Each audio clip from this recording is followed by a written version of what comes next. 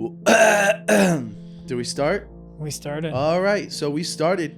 You heard the voice. You heard the voices. We started. Welcome back to another Life with Lenoci podcast episode.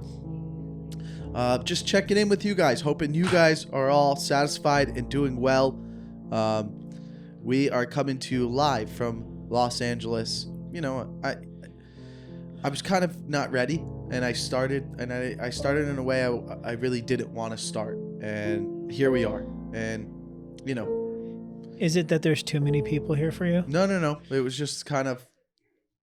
It's fine. Can I hear them? Of course I can. Is it a distraction? It doesn't matter. It doesn't matter because nobody in the world listening to the podcast or watching the podcast knows about what's going on in my environment right now, which is a great metaphor for life. Nobody knows what's going on in anyone else's world. Isn't that funny? That's a good thing. Like, hey, you're watching this, you're listening to it, but you have no idea what I'm experiencing outside of this little cube. What other distractions are going on in my world. And that's a good metaphor for life, because when you see somebody out and about, they might be like, hey, how are you? What's up? How's your day? Good to see you. Miss you. Oh, everything's fine. No, it's not. You have no idea what's going on in their other room over there or behind that wall. I mean, dude, sometimes you have to dumb it down for people to understand. You don't think about that a lot. Mark, I don't even know what's going on in your little world. You have little worlds around you. And here's a perfect example. Right now, we're in each other's world. We're in each other's world right now, and there's two things going on. And that's all we know. We know that because we're in the same world right now. But then when we separate, we're in our little bubble like this by ourselves with those little things going on. And sometimes we have nowhere or no one to talk about those things with. So, you know, that's kind of the theme of the episode and where we're starting. We're starting because we want you guys to understand other people's perspectives and what's going on with their life. You look confused just as much as I am. That was a lot of word salad. But isn't that what this podcast is? A lot of word salad? 100%. I like that.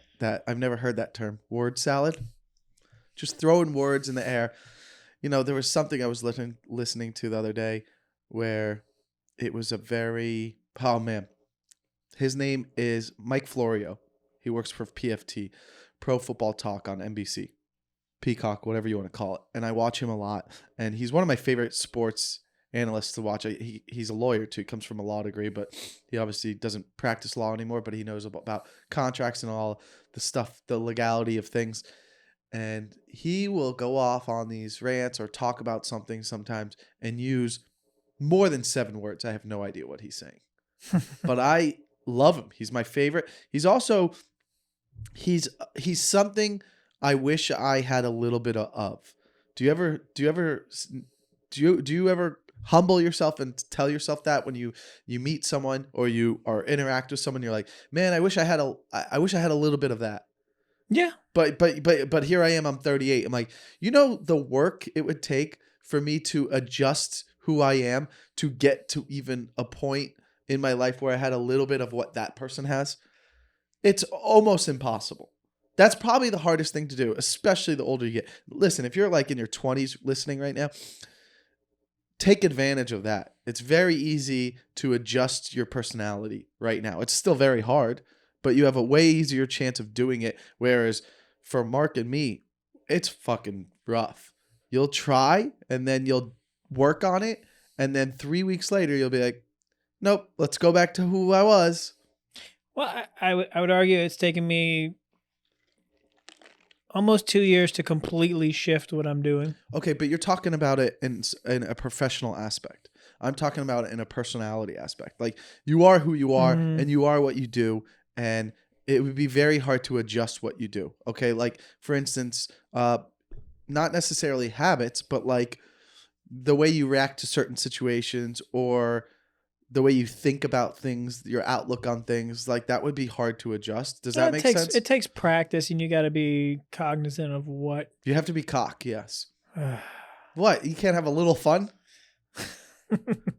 It would take like all right, for an example,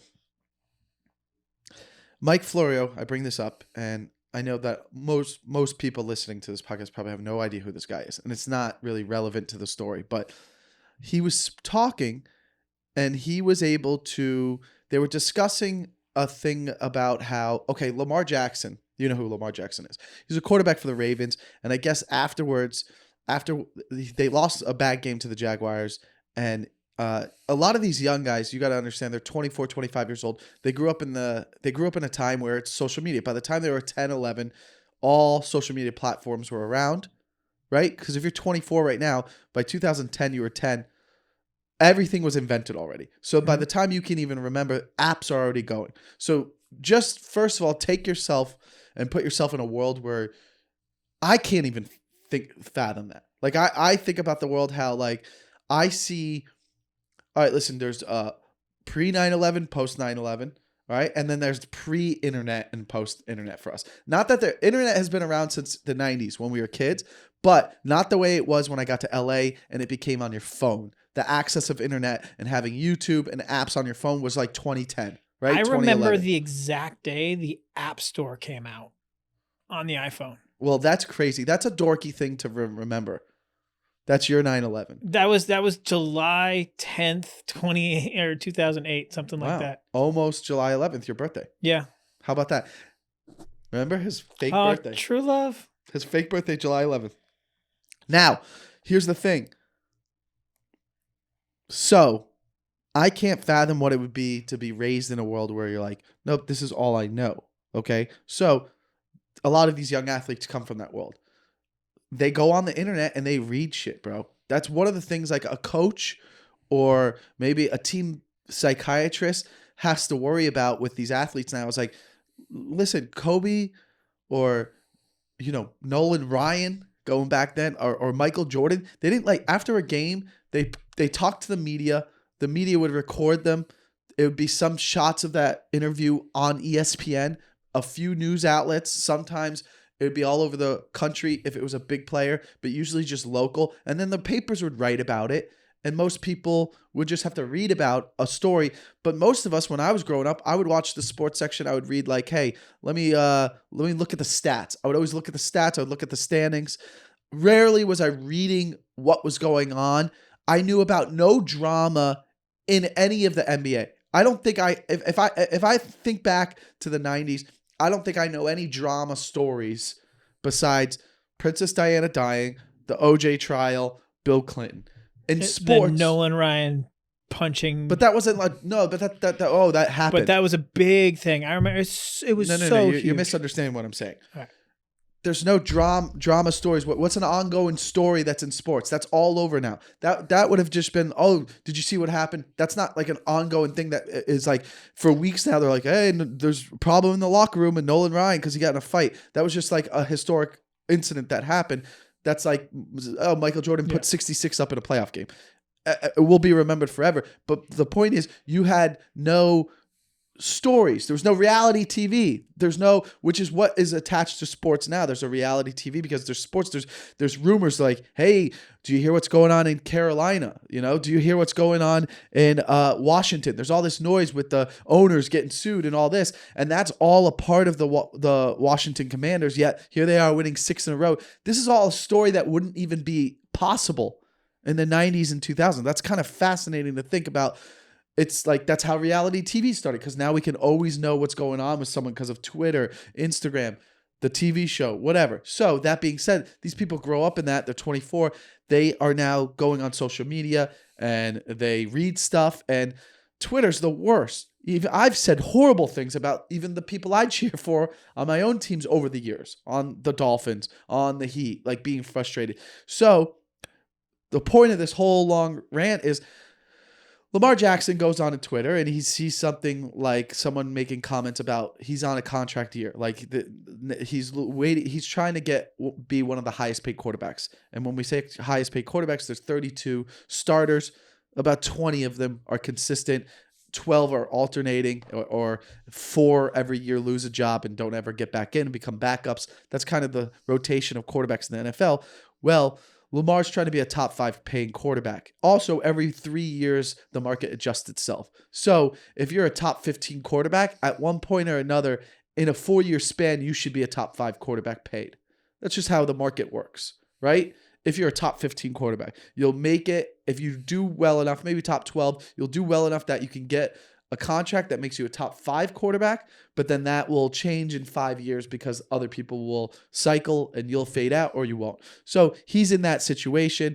They lost a game to the Jaguars, who are coming up, and Lamar Jackson went online and responded to a troll and was like, said something like, "You don't know shit. You've probably never sniffed a field. Go eat dick." Something like that. Eventually later deleted the tweet.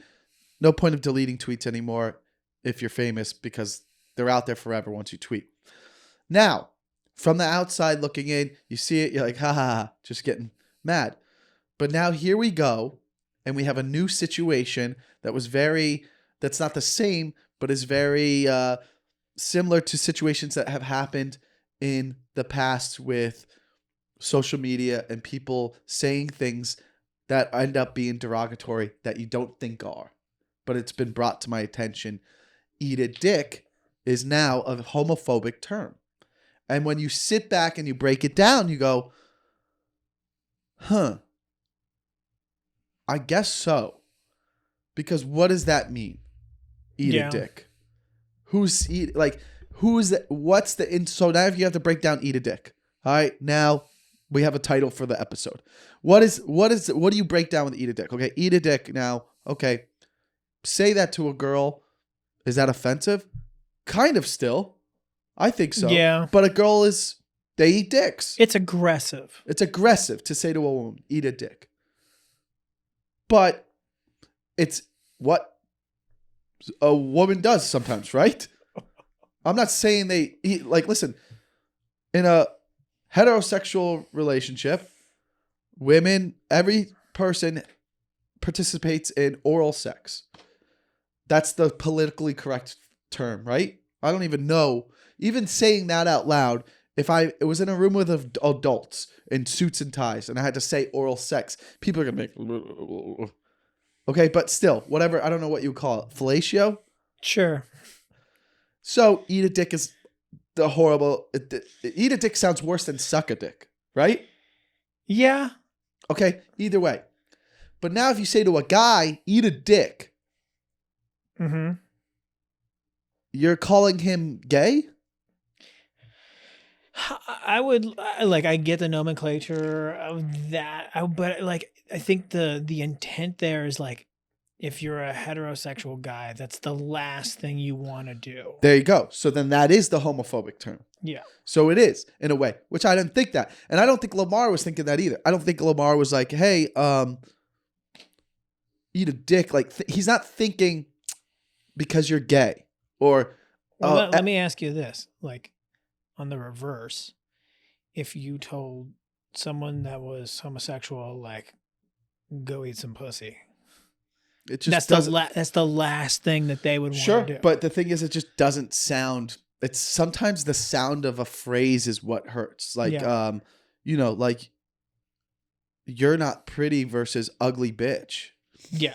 You know what I mean? Bad example, but coming off of with that. So either way, that was kind of brought up. He got attacked not because of first of all, if he had said to the guy, you don't know, you've probably never sniffed a field, go fuck yourself. Then they would just be like, hey man, don't react. Be mature. You're 24. You got to grow up. This is a normal thing. He's a nice guy. He just was in his emotions. I'm not mad at it. Most people are not mad at it at all. But when he said eat a dick, then you have the Twitter trolls, which is the worst place to be on. It's like to that say in YouTube comments. It's where, but YouTube comments, you can say whatever you want. Nobody's going to call you out for it. And Twitter's the first place you're going to get canceled or called out for some shit. So he said that, and people were like, that's a homophobic slur. So now we're there. And I'm bringing this all back to Mike Florio. Okay. What a roundabout. Yes. But so he's sitting there and he's doing the talk show and he's with Chris Sims. Phil Sims is son. I know Chris Sims, cool. Longhorn. Yeah. I like Chris Sims. Sometimes he's a little you could tell he comes from. He's probably our age, to be honest. He's probably like mid to late 30s by now, and he comes from the. His dad was a famous quarterback for the Giants. Won a He's Super about, Bowl. I think, 2 years older than you because he was there for No. He's definitely not older than me. He's definitely younger. No, because he was playing for Texas in '99. He was there with Ricky. Huh? I don't think so.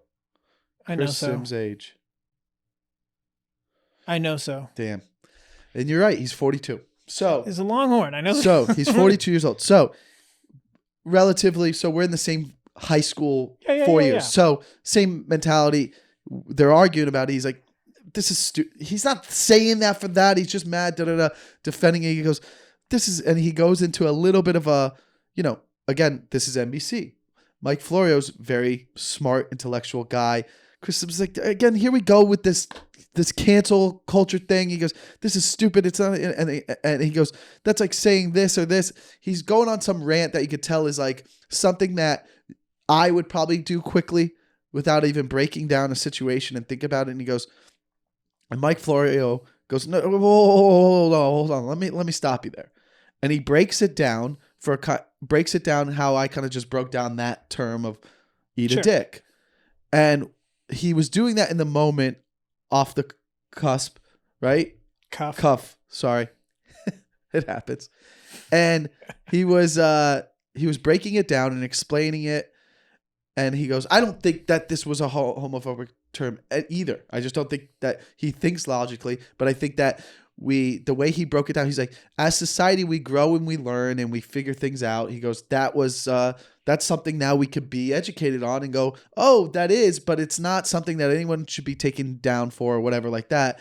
And he broke it down. And as I was watching him talk about this and break it down and take a step back, I realized that that's what I loved about this guy is he has a trait that I have not an ounce of in my body that I think is a skill set too, maybe.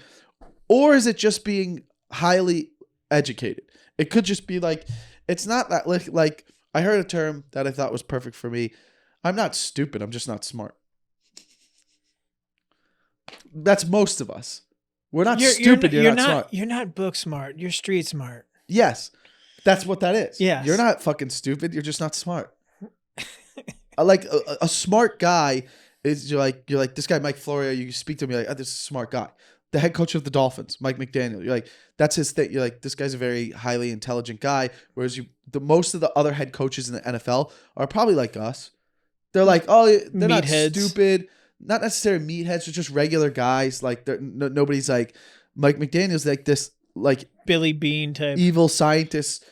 Went to Yale, X's and O's guy, never played. Like it's an interesting thing. So Mike Florio's like that. So going back to like that part of Mike Florio is so fascinating that he's able to take a situation where in a place where you might be going off your first instincts to want to chat or yell about something. And that's why you have these debate shows where if you don't know what's happening, most shows, they kind of know what's going on beforehand. Like any show on TV you're watching and there's a debate, they kind of have a whole list of what they're going to go through and they riff it on before they do it on TV just to prevent things from happening that could be so you don't say something stupid anyways. So that being said, a lot of these debate shows, though, still will have some things that open up doors where people don't really think about. And then they're just going off their first instinct about what they're arguing about and having a narrow, closed-minded thought process about what they're talking about, but to be able to stop everything in the moment, which is probably what makes some athletes really great. A great quarterback or a great point guard is in the moment they can kind of read what a defense is doing before everyone else and make plays on it. That's what this guy's doing in conversation. And he's able to slow it down and kind of pull back and kind of analyze it and then debate in his head quick enough to where he could be like, okay, I could see how this is logically correct from both sides of the argument. And I guess that's what would make a very good politician too. So that was something I was thinking, man, I wish I could have a little bit of that and I don't have an ounce of it in my body. A long 20-minute story to get to that small micro thing. But then I thought about to even have that skill set would take years of training. mental training to even be that, because that's why that guy is on there. I mean, he even on that moment when Chris Sims and him were going into it, almost diffused it and protected Chris Sims from almost putting his shoe in his mouth. Yeah, from saying this is stupid, like not realizing. He's like, no. Let me explain to you why it is seen as a homophobic term. Mm-hmm. Thought that was very interesting. Is the coffee kicking in? The coffee's kicking in. That being said, the only other football thing that happened in the news was, which I'm sure you heard, was the Jerry Jones photo. Yeah, I've heard. I'll say what's interesting to me is this. Let me tell everyone what had happened. Sure. All right. So if you don't know what happened, so Jerry Jones, the owner of the Cowboys, one of the more infamous owners in all of major sports. Okay, I would say he's in his 80s. Yeah. So he's in his 80s. A photo came across of not the famous one, but one of the situations in the South where Little Rock, Arkansas, which is that the famous one? It is the famous one. It's the one that's in Forrest Gump, all that. Yeah. I thought it was just a similar situation, but a different one, which is weird because how come this photo is just like coming up now? But we'll get into that. So Jerry Jones was 15 years old, and he was seen as one of the crowd spectators over someone's shoulder watching the black men and women enter high school for the first time after segregation was outlawed, right? There's no context of what was going on other than, hey, if you're there to be a spectator, you were probably assuming there to heckle. Yeah. Okay? This photo came across. People kind of brought it upon, made people aware of it. And it kind of is like, even with black media members, it's kind of across the board. People are like, he's 80. He was 15. This is in the 50s or 60s? This would have been like 63, 62, something like that. So 63. So over 50 years ago, he was 15. And, you know, it's kind of like pushed over. But some people want more answers from it. Mm-hmm. And again, as a white privileged male, it's hard to justify my thought on this because what I just explained to you with the Mike Florio thing, I have to do. Because my first rant on this is like, come on, fuck off. You know what I mean? Like, but then again, what would you do if you saw a photo of any high profile celebrity, Clint Eastwood, someone old enough, and there's a photo of them in Germany from afar watching them load Jewish people onto a train, just kind of spectating. Whoa. Would they be canceled? I mean, yeah, let's that would, you went to, like, there's plenty of examples you could have used, but that one was an extreme example because they still do hunt Nazis. Like, even recently, there was like a 98-year-old man subject to prison because he was a prison guard and he was finally found. Don't you feel weird about that? Not at all. Not for a Nazi. Okay, but don't you, is there no empathy for a Nazi that was afraid that he would die if he wasn't told what to do? Nope. Because he was fighting for the country, though. Yeah, but many people... Well, let me ask you this. If America was doing something that was bad morally, and we didn't know because we're American civilians, but they were doing something bad in the Middle East, something similar, but we didn't know, but the soldiers were just doing their orders, would you want all those soldiers to, you know, they're like, hey, you either do this or you're an enemy or you'll die. You can have... Because they would have died if they didn't do it. I mean, there's a lot of people who defected. Yeah, that's true. Okay, but what about? But let's go. Hold on. Before we go down that one, yeah, let's go back to Jerry Jones. So with Jerry Jones, what's interesting is that photo leaked months ago, and it got zero traction. And it was kind of like, oh, yep, that was me. Like, man, that was a whole different time. You know, Well, it's unfortunate. But then it was last week where it was like someone brought it up again. And this is when it got crazy traction.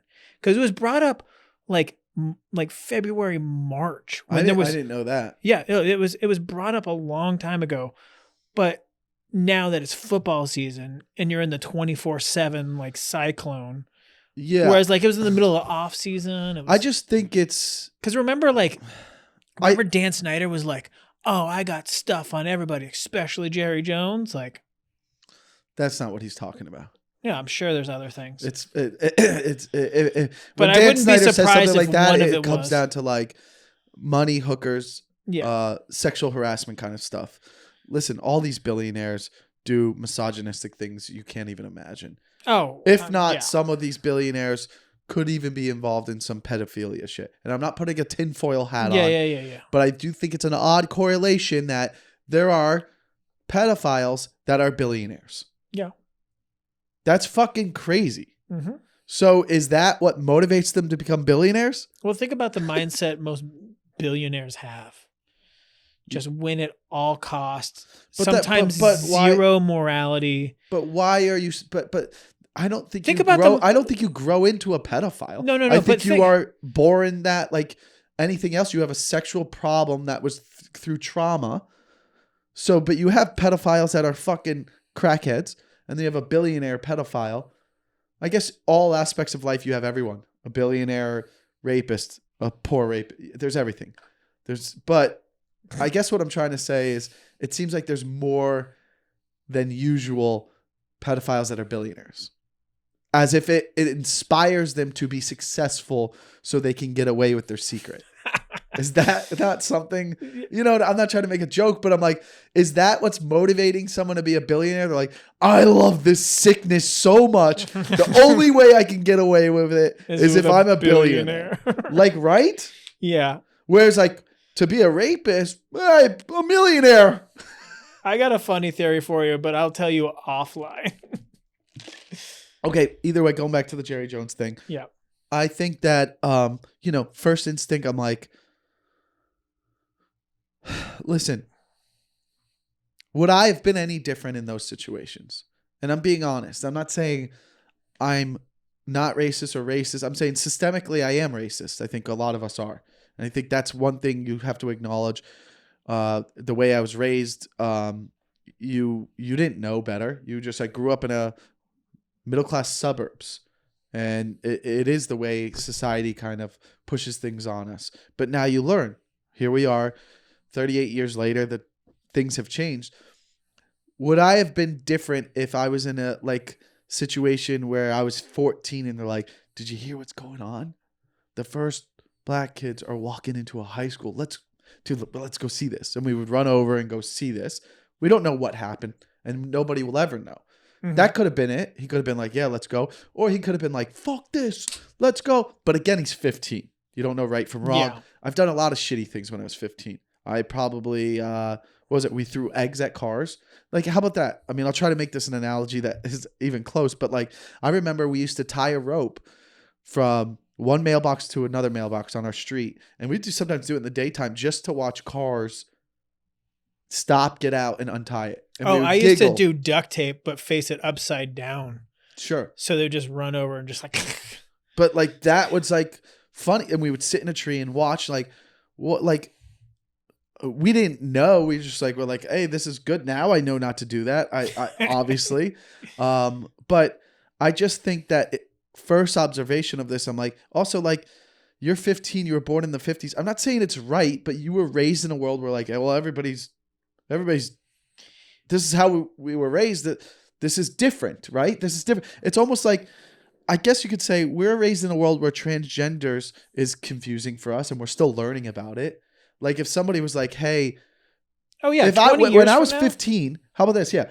20 years ago, if somebody's like, hey, there's a transgender in our school, let's go see.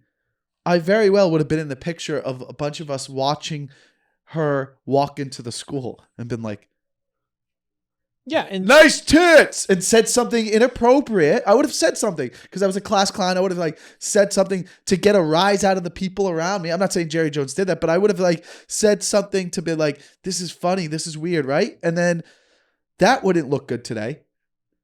I would people would be like, what were you doing? I'm like, I don't know. I was 15. I was curious, and I was being stupid. So that part of me wants to be like, it sucks that we lived in a society that happened, but like, how about if you're going to get mad at Jerry Jones for watching it, why are you not mad at the people who didn't allow black kids to go into their school at that time who are around? Like, go to the teacher or like that. Those people are more at fault. Like, that's just someone who's in a picture. I just don't want to be able to go back and terrorize someone for something. And I'm not saying the guy's a good guy or bad guy, but it had me thinking. I was like, is there anything in my life that is not going to turn out to be good later on in history? And the only thing I could say is podcasting. Have I said I know I've deleted FAGOGOT on? I'm sure it is. I know it's on there.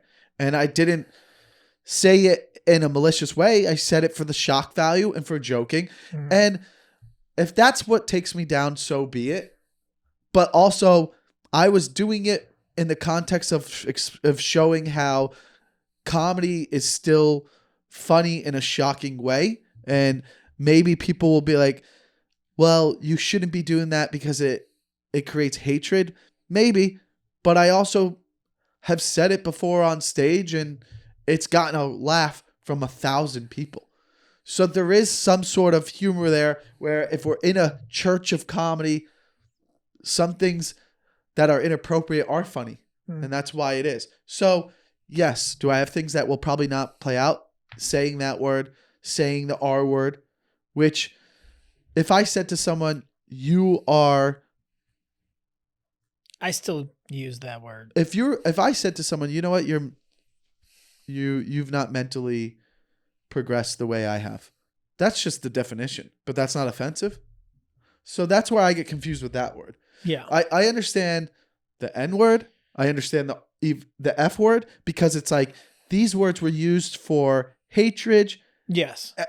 Listen, people with mental disabilities were not put in camps or like... But let me ask you this. When you use the R word, are you thinking about that? No. Those people at all? You're just thinking of the word... Stupid. Exactly. So that's what... But when you would call your friends in the 90s fag, you weren't like thinking... Yeah, but you he was having sex with another guy. But you're you saying didn't know you were the thinking connotation of that word. No, you didn't. But you were doing it because you're like... But the thing is, we wouldn't say... we wouldn't even say fag as much. It was gay. Oh, you're being gay. You're being gay was... Come on, bro. You're being annoying. You're being soft. So then people are like, well, so you're saying gay is annoying? No. But I understand what you're doing. But no. I think we use you're being gay more. Stop being gay. You're being gay. Like, because you're being a bitch. Which I understand. Yeah. No, it's... I understand. But that wasn't why... Listen, I gave it up. We were. I'm not saying it I'm not saying, like, if I say something on stage, it's because in that moment, man, this is going to be funny because it's shocking. And shocking is allowed to be funny. Right? That's how I look at it. I go, listen, if my job is to make you laugh and I say something that's inappropriate and that's been used as hatred and people don't like that word, but in that church of comedy, it worked. Would you say... Come on. That's what comedy is. I'm not doing it at Starbucks. Would you say that even in the comedy church, as you call it, the roast competitions, you get even more leeway? What do you mean? If you're like roasting another person? Yeah. Like if you're doing like roast battle. Oh, if you were... that's kind of like... Then you're picking out if you're going with someone with a disability or something? Yeah. Yeah, I've never really done that, but like if I'm riffing, if I roast, it's just the crowd or something like Yeah, that. yeah. But no, I'm just saying in the comedy world in general, like I feel like I think if you're with that audience, what you're allowed to do, let's say like what you're allowed to do is 80% of what's acceptable. Or like 80% of what's not acceptable, you're allowed to do on stage. Would you say roast battle comedians can do like up to 99? You just can't drop the N-bomb. You just can't drop like 5 words. I would say you can't drop one word. Yeah. Okay. I feel like there's just one word you can't drop, and that's how I feel like comedy should be. And that's the N-word. Yeah. And that's it. Like I feel like there's a time and a place where it works and the context of it makes sense. You can use the word faggot. You know what I mean? Well, here I am saying it in conversation. I'm allowed to. It's the same way when someone says it for educational purpose, has said the N-word. Now we know not to even say that for it. Yeah. Listen, if we're talking about the word in an educational purpose for the context of a show, relax. If you're going to get mad about that, then I can't help you. You know what I mean? You're like, if you were just going to clip that part and then post it, and like, this is what happened with some, police videos. You would show something online and be like, well, we just saw the cops shoot. Where's the rest of this video? What happened? Yeah. You can't be in a society where you can't have a conversation about something and we're talking about it in an educational, mature way. So the only reason I say that is because there's a lot more history with the other word than there is the other one. Yeah. And I'm not saying that there's not history that is messed up and been bad for gay people, but can we go back to Jerry Jones for a second? Yes. So with Jerry Jones, like it popped up again, like all the people, even like Stephen A. Smith came to his rescue and they were like, yeah, no, like there's nothing you can do about it. 60 years ago, it was a whole different thing. He's 15. But then LeBron, I saw that. He posts and now it's back on fire again. Now, LeBron. Hold on. I want to get to the point right now is that, so LeBron famously he's like, everybody calls him too woke, stick to basketball. Remember when he came to the defense of China for like, you know what? I'm just here to play basketball. Yeah, blah, blah. Yeah. Everybody's so like 20 years from now, watch there be some ridiculous atrocities. Like the regime is worse. Probably. And then it's going to be like, remember when you defended them against everything that was going wrong? Well, like the receipts will happen. 20 years from now, it'll be brought up. First of all, they're bringing that up already. Yeah, but like, but think about what could happen in the next 20 years. Who knows? We might be in a war. Sure. Yeah. LeBron's annoying. It's the first time I'll say it. Like I'm obviously one of the biggest LeBron fans. He brought me 2 championships, but he is just an example of he's not a dumb guy, but he's not smart. Well, he sometimes chooses the wrong damn hill to die on. That's it. Listen, LeBron is, here's the thing about LeBron. LeBron's cool. He's been famous since he was 15. He's a privileged kid, whether you want to believe it or not. He didn't come from the slums. Like, bro, there's money in his pocket at 15. They knew what this guy was going to be. Yeah. Like, you don't even function what you are in society till you're 11 or 12. So there's no, oh man, I grew up in the street. Like, bro, people saw a star right away. And a lot of people have had that. And he wasn't Allen Iverson. Come on. Allen Iverson was 6'1", just like a kid who was a thug. Randy Moss comes from the street. It just wasn't, who am I? I don't know. But either way, this guy has been the most famous person in the country, if not world, for almost 30 years. Yes, since 2000. 25 years. Since 2000. For 20 years, basically. Because he was an 03 kid. Yeah, so 20 years. He's been playing for 20 years, but 3 years in high school, he was famous in America. So he's been more famous than hasn't been famous. So that's his life. So he kind of just, I think he wants to be looked at and I don't know this, I'm not going to psychoanalyze him, but I think that when his time is done, he wants people to look at him how they looked at Muhammad Ali. Does that make sense? Like, I think he wants people to be like, LeBron James was one of the biggest voices in the black community that helped move them forward in society. Do you know what I mean? Which I think he's done great stuff.